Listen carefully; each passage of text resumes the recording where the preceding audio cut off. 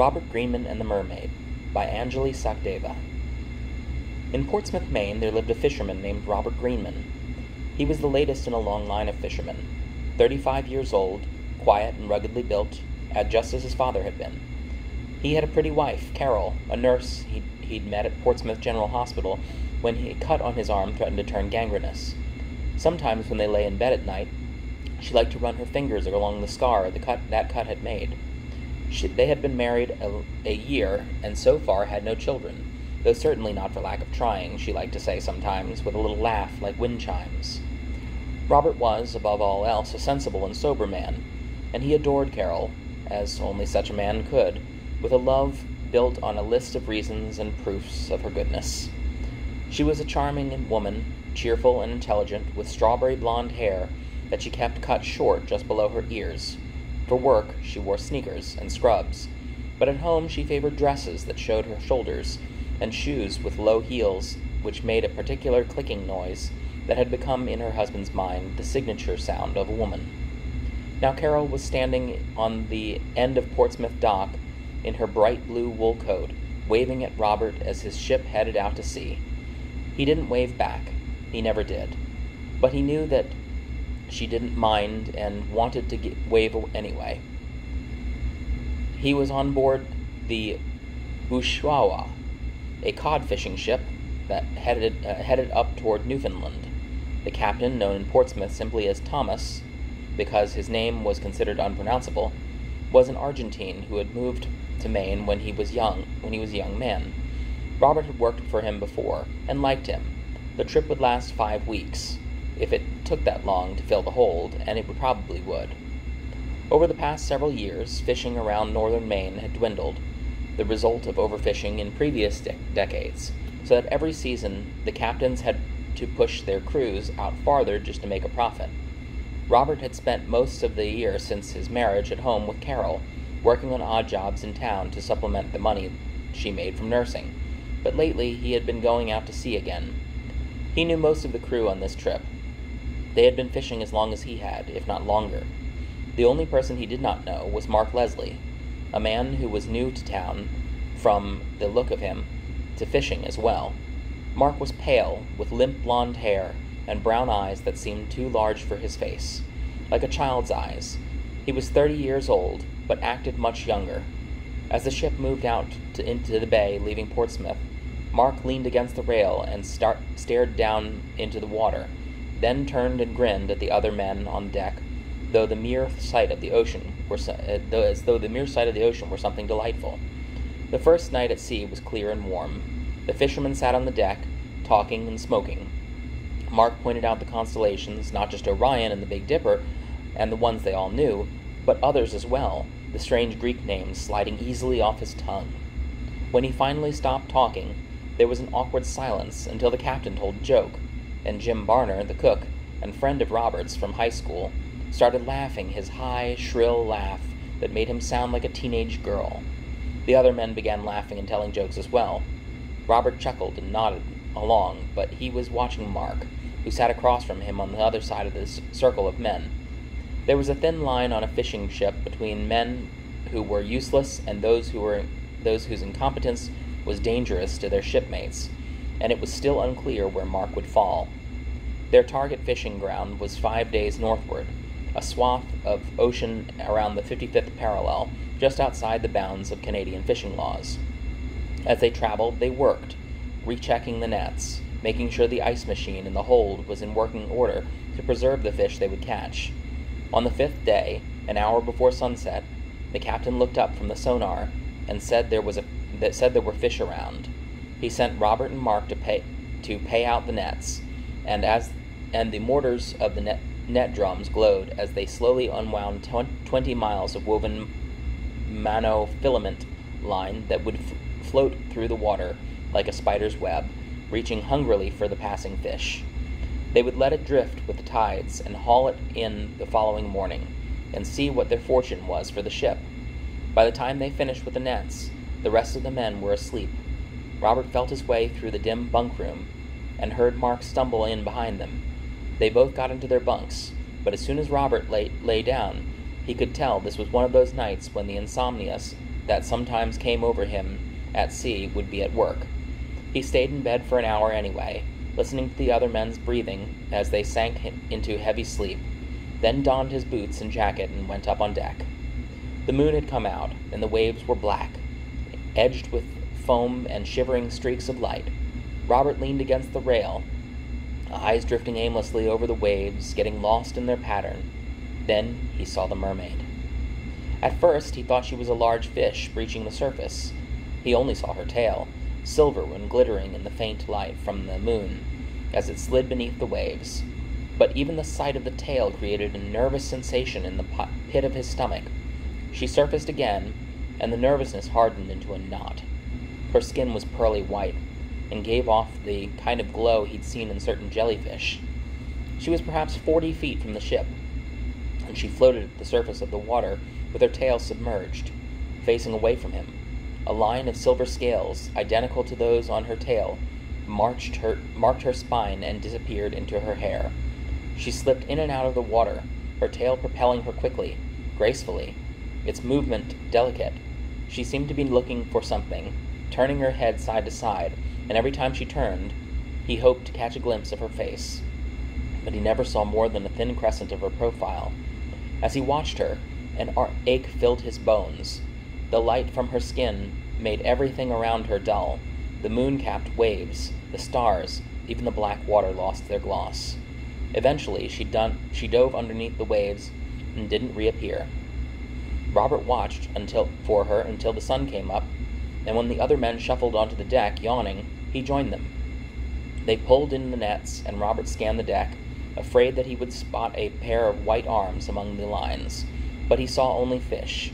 It was a fair catch, nothing to brag about, but enough to put a little money in each of their pockets. Robert loaded the fish into the hold. He was not superstitious, as many fishermen were. His eyes and ears did not play tricks on him, and he was not given to daydreaming, under any circumstances, certainly not while on board a ship, where so many things could go wrong. He trusted himself completely, so the mermaid must be real. He only wondered where she had gone when she disappeared. The mermaid had been born at the bottom of the ocean, a place beyond the reach of sunlight, warmed only by the muttering of geothermal vents. She had wandered up out of those depths and spent her early years on the slopes of an underwater mountain, near the tiny islands of Tristan da Cunha, 1,300 miles from the next piece of dry land. Every memory of the moment sunlight had touched her eyes was clear, frozen, perfectly preserved, even in decades later. But of her birthplace, she retained only a vague impression of magnificent creatures with skin like a carpet of teeth, with tentacles that snapped and plucked blind fish from the water, and currents that burst from the lips of vents like magma, warmth from the very core of the earth. Among these hazy memories, there was no picture of another mermaid. Eventually, she had followed a school of swordfish north along the coast of South America, then up to Newfoundland. The water as she traveled turned from sapphire blue to a murky gray-green, and the fish grew larger, but lost their bright colors. She did not find the northern seas as appealing as those she was used to, but she was a creature of endless curiosity. Still, she might have turned around and gone back to warmer waters were it not for the shark. He was hard to see, even when he was moving. He blended so completely with the deep that he could have been a shadow, a swell of agitated water, a cloud of black sand sent up by a manta ray. The mermaid observed him from a distance, watching for the white flash of his belly wherever he twisted to change direction. She had decided that it was best to approach him when he had just eaten. Not that he ever made any move to attack her, but he was calmer after eating. When he was hungry, the shark dove deep into the water until he was invisible from above. As she waited for him to resurface, the mermaid felt a strange electric trill at the back of her neck. She became suddenly aware of the water against her skin, something she seldom otherwise noticed. The shark circled slowly until he had spotted his prey, and then he shot upward, mouth open, sometimes bursting above the surface of the ocean with his attack. After gorging himself, he swam in lazy circles with the blood still clouded in the water. The mermaid began to search for fish, finding the biggest ones in the surrounding ocean, corralling them towards him. She experimented first with a snapper, slashing a piece of sharpened shell against its side. The fish jerked away from her with a powerful flip of its tail, but a stream of blood trailed behind it. She kept the snapper in sight and waited. The shark could smell blood miles away, could feel the telltale vibrations in the water that wounded fish made. He charged up from below in an explosion of turbulence, but the snapper in half and bit the snapper in half and swallowed it in 2 bites. When he had finished eating, the mermaid swam cautiously toward him. His flat, black eyes followed her, but he did not seem disturbed, and she edged closer and pressed her hands against his side. His skin was rough, covered with serrations too small to see, and his blood beneath it was not the cold blood of a fish. It was warm as her own. Touching that skin thrilled the mermaid, propagated broods of memories that skittered through the depths of her mind. The shark was a solid whip of muscle, carelessly lethal, and his presence transformed the drab green of the northern sea into a place she longed for, even though she could not properly recall it. He dove deeper. The water changed from green to gray, to nearly black, and eventually the mermaid left him and spiraled away on her own. She swam to a spot she especially liked, a large chunk of volcanic rock that rested on the seafloor, worn smooth by the years of tides and sand. The mermaid sank down into a hollow of it and began to sing. Her voice had a deep, liquid sound, like a separate current within the water. The shark could hear it, but meant nothing to him, and he paid no attention to it. The fish heard it too, though, and they were charmed by it. The song was the sound of joy without depth, of clear waters and warm blood and the sunlight that pierced the tops of the waves. Fish were drawn from miles away. They orbited the mermaid in a slow swirl of fins and scales, and she could think only that the shark would be well fed, that she could be close to him more often. When Robert arrived back at port, 29 days after setting out, Carol was standing at the end of the dock, waiting, as though she had not moved during that entire month. In the parking lot, she hugged him tightly. He kissed the top of her head and tried to find the scent of her hair beneath the smell of disinfectant and the sickly sweet of the air freshener they used at the hospital. "Was it a good trip?" she said as they got into the car. Robert thought about the mermaid and knew he wouldn't tell Carol about it. "Not a bad catch. Nothing spectacular, though.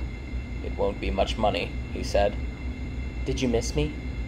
"Of course," he said, but realized he hadn't.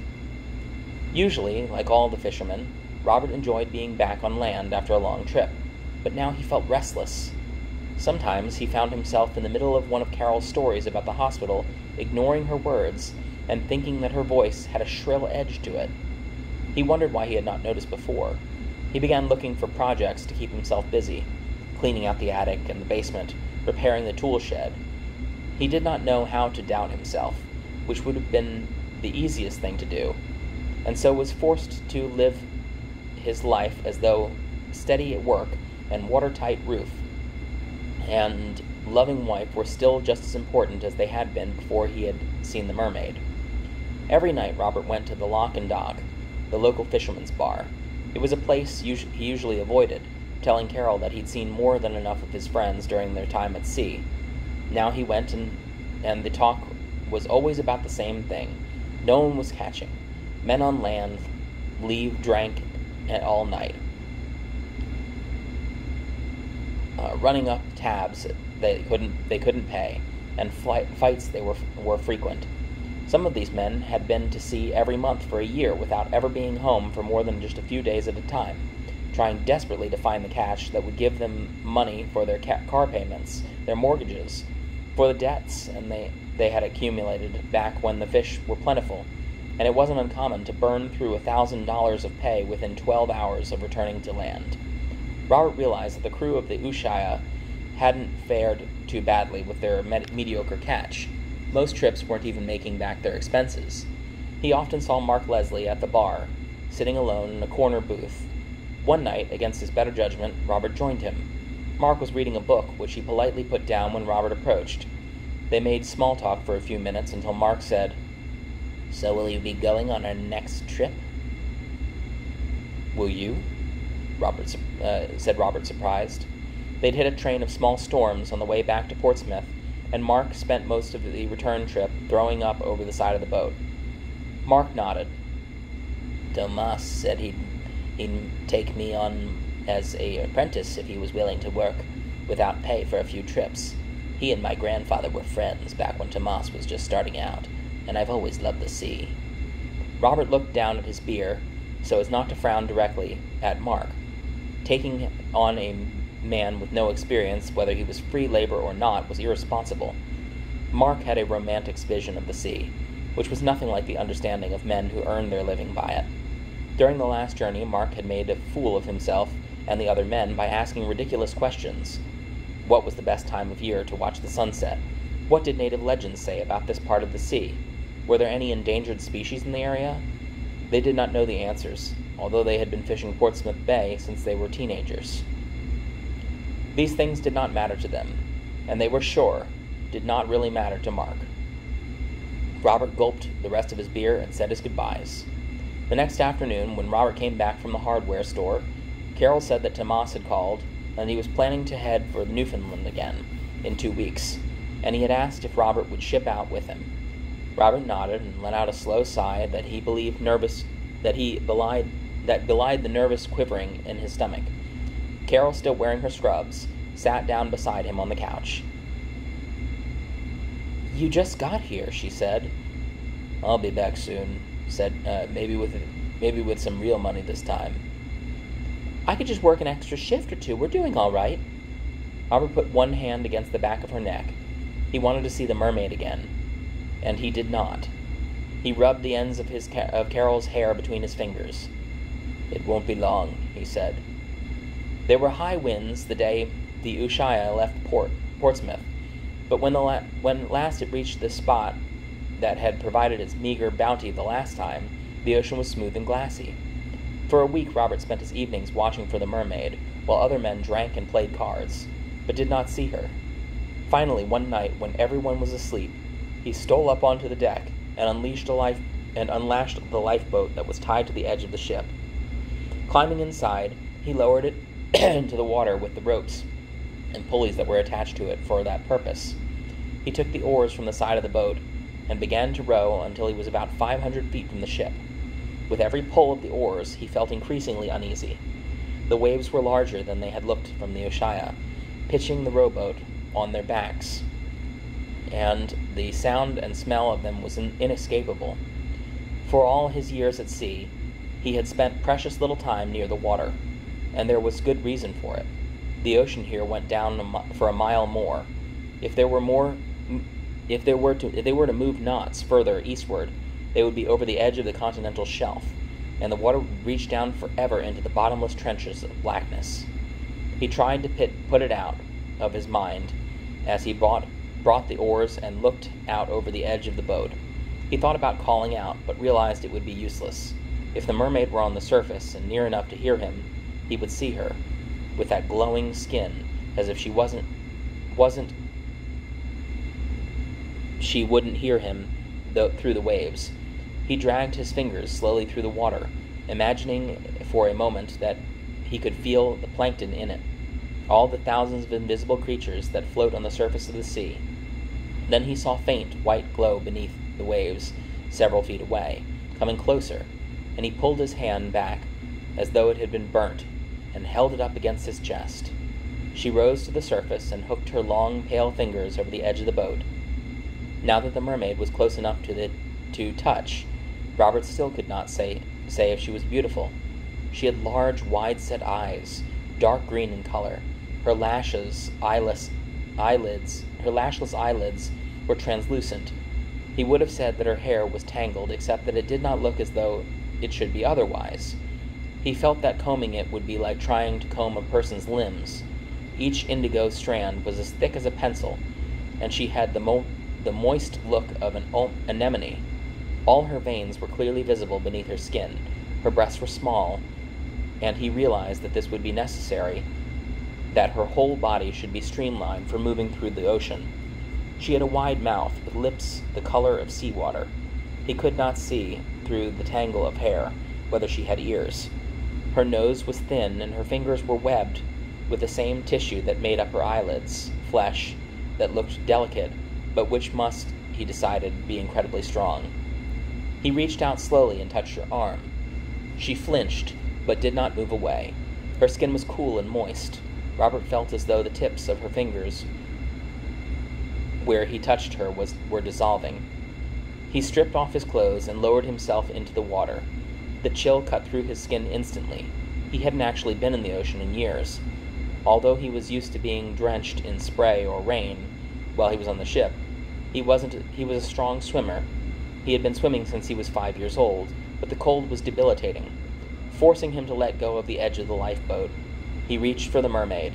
She stayed afloat easily, flicking her tail back and forth beneath the surface of the ocean, and did not move away when he placed his hands on her shoulders. He ran his fingertips tentatively over her collarbone, her face, through her hair, and below the water her tail fins stroked his legs, caressing his feet and toes as nimbly as a finger's would. The feeling the mermaid inspired in Robert was not lust or love or curiosity. It was a feeling he did not recall having before, a sense of wonder that seemed to travel with his blood and invade every part of his body. While he was touching her, the rest of the world faded from notice, and it was only when she ducked beneath the water that he saw that the lifeboat had drifted 100 feet away. If his muscles cramped, which seemed increasingly likely in the frigid water, he would never make it back. He could see the mermaid below him in the water, and lunged for her, but she dodged him. When he surfaced, he turned reluctantly away to swim to the lifeboat. As he pulled himself up over the side, his leg muscles began to spasm, and he felt the bottom of the boat. He grabbed his t-shirt and used it to dry himself as well as he could, then struggled into his sweater. He pulled on his pants and rowed back to the Ushaya, pulling hard, his arm muscles threatening to seize up. By the time he managed to climb on board and haul the lifeboat up, he was shivering uncontrollably, and the sky was beginning to lighten. When everyone had their breakfast and assembled on deck with the hooks they used to move the fish, Jim Barner began to draw in the nets. The captain was sitting in the wheelhouse, trying to act as though he was prepared to take water, whatever happened to come up.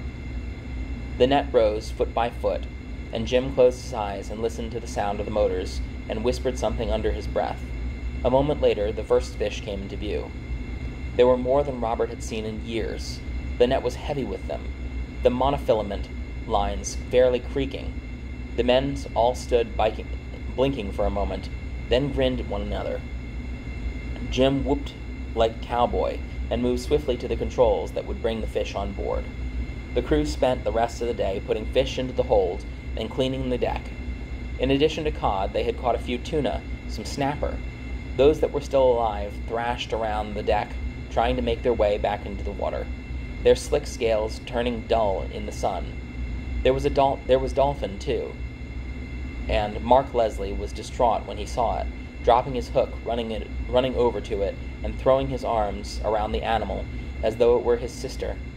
Robert had always considered that dolphins, though different from fish, were not much different from cows or lambs or most of the other mammals, but seeing Mark nearly in tears made him uncomfortable.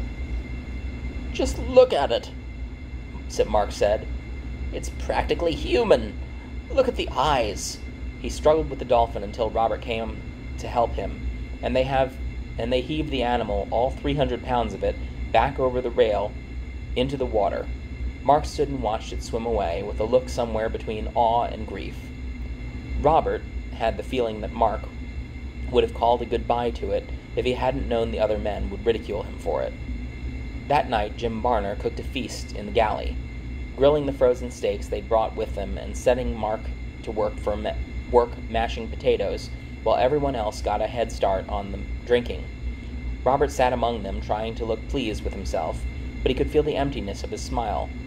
He was lightheaded with exhaustion, and yet, when the other men finally finished toasting their good luck and went to bed, he found that again he could not sleep, that the world shifted around him in patches of gray fluorescence. Every sound the bunk room seemed magnified, and the dull buzz began building at the back of his skull. Eventually he went to the deck. He watched until sunup, but did not see the mermaid. The mermaid was ecstatic. Her shark had more food than he needed. He glutted himself, and after every feeding, the mermaid circled around him and sang. As weeks passed, her melody gained a deeper resonance, reverberated along the great ridge that marks the spine of the Atlantic, and spread farther. She called fish from the deep sea, swordfish and bass, the whole schools of mackerel, and others, fish who had never before ventured north, angelfish, clownfish, spotted eels, a school of orange and pink parrotfish, followed the sound of her voice from the balmy waters of off Florida up toward the northern seas, their body temperatures plummeting as they went, until they died suddenly, as a group, and rose to the surface of the ocean in a multicolored cloud.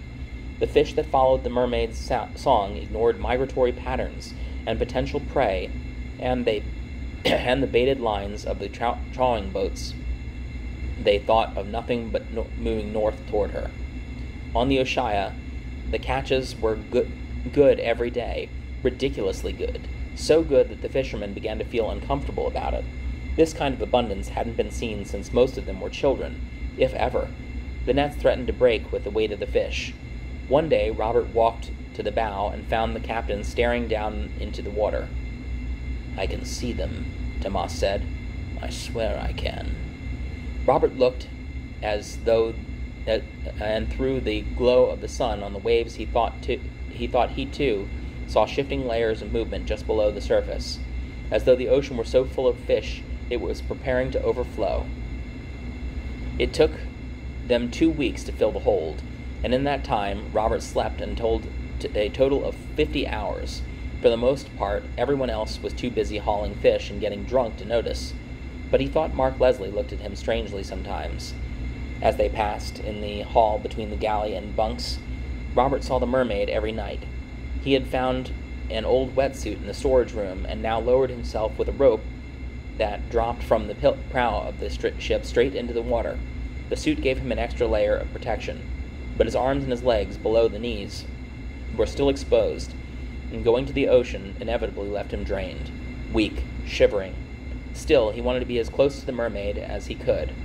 The chill of the water faded into obscurity when her moist, searching fingers were trailing along his calves. She was fascinated by his legs, spent long minutes wrapping her arms around them, every touch sending painful pulses of electricity through his body. He stayed beside her until he could feel hypothermia edging in, and against the pull of his desire, forced himself to leave the water. Robert could not say that he enjoyed being with the mermaid, only that she was the only thing that seemed to be real. The phosphorescence of her skin, the silver reflections of her tail were more tangible than the ocean or the ship or the food he ate every day. The sparks of energy that went through his hands or face when she touched them were only sensations that fully pierced the veil of exhaustion and lethargy, and that had settled over the rest of his life. When he slept now, which was seldom, he got so little sleep that sometimes thought it should have killed him.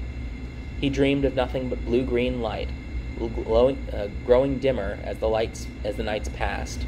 When the hold was full, they went home. They were weeks ahead of schedule, but Carol had heard somehow, and was there waiting at the dock. She took his face in her hands and kissed him. Her body seemed to have very little weight or scent, and she looked paler than usual, as though she had been bleached by the sun. "Are you feeling all right?" he asked. "The house gets lonely without you," she said. "There's nobody to get dock grease all over my hand towels and keep me up at night with his snoring." Robert leaned against the car, looking toward the dock, although he couldn't see the ocean from the parking lot, listening for the sound of the water. "I'm joking," Carol said.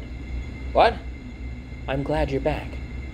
He nodded and let her hug him again, and opened the door for her so she could get in the car and take him home. That night the crew of the Ushaya, all of them but Robert, made their way to the lock and dock to celebrate their success. They were bursting with money and magnanimous goodwill when they entered the bar, but their exuberance quickly faded under the bitter stares of other fishermen. While the Ushaya had been hauling in thousands of dollars a day, no one else's luck had changed. The faces around the bar were still grim. The crew gathered at a corner table and quietly tossed their luck until they had drunk enough that they forgot to be quiet. Then they started singing endless choruses of misremembered lyrics. When Tomas heard about it the next day, he called every one of them and told them that if they wanted to have another good haul and another payout in a few weeks, they had better stay quiet and keep their money low. Robert Greenman found himself finally ready to sleep. Over the course of the next week, he slept 12, 14, 18 hours a day. Now he dreamed of monsters from the depth.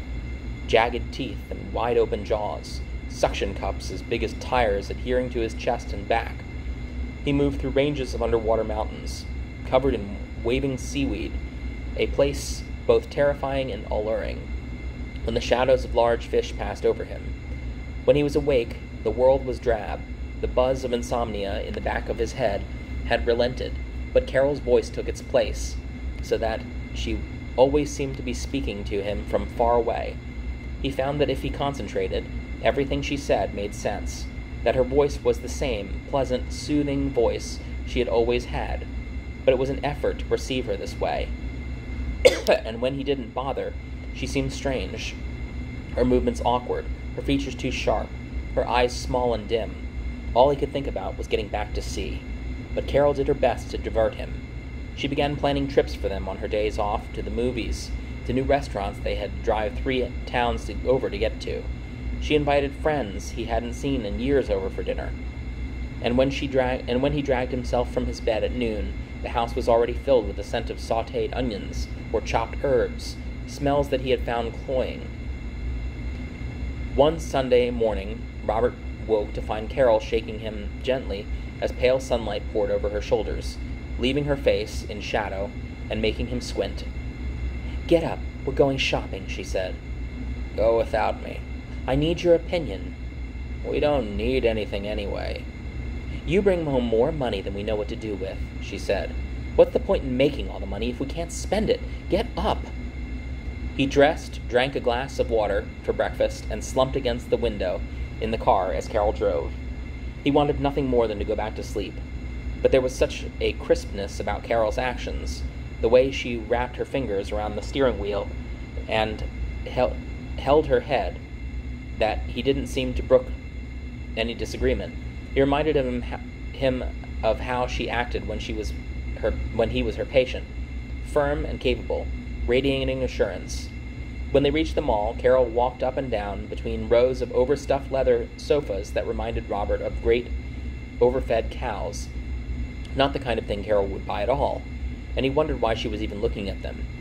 She led him through the department store, examining pots and pans, rubbing bath towels against her face to check their softness. Eventually, she found the sporting goods section, where she picked up a cheap rod and reel set and examined it minutely, as though it held secrets in its plastic casing. "We should go fishing together," she said. "We could go out to the lake by Wamset." "Lake fishing is just like wading with a pole in your hand," said Robert. "Well, I've got pretty good at wading," she said, "and I think it would be fun." She tucked the rod under her arm and began looking at bait, fingering through tubs of sparkling green rubber worms that only a 30-pounder could swallow, peering into jars of cinnamon-red salmon eggs, as though selecting expensive produce. She chose a jar and shook it, then held it up along with the handful of worm lures and said, "Which one?" Robert envied her for a moment, her ability to focus so intensely on trivial things as though they were important. He knew that he would once have done the same thing, that cleaning gutters and ordering meals and admiring the fine curve of Carol's neck was once a substantial material to fill the days of his entire life, and that it had all dissolved now into sea foam, a puff of nothing. Carol would go along happily forever, he thought, and then she put the jar back on the shelf and said, "Are you sorry you married me?" "What?" "I don't like that you're being gone all the time, but I could stand it if you were different when you came home. You don't even talk to me anymore."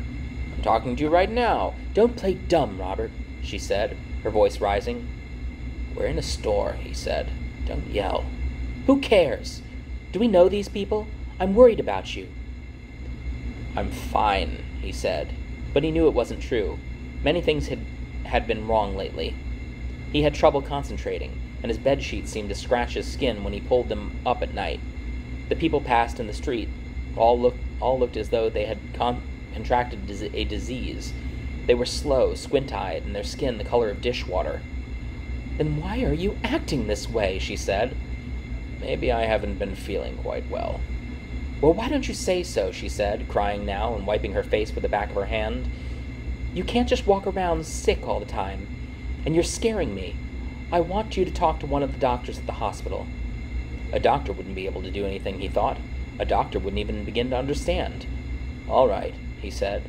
He looked down at the bucket of sparkling rubber worms, thought of the creatures of his dreams, the glitters of phosphorescent life that were teeming through the deep water somewhere every minute of the day, unseen even now. He thought of the glimmer of silver tail, skin like mother of pearl.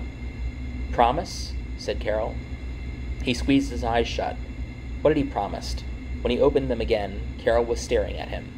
Her eyes rimmed pink, lips taut with unhappiness. Yes, I do," he said, and she sniffed and pressed her warm, wet face against his chest.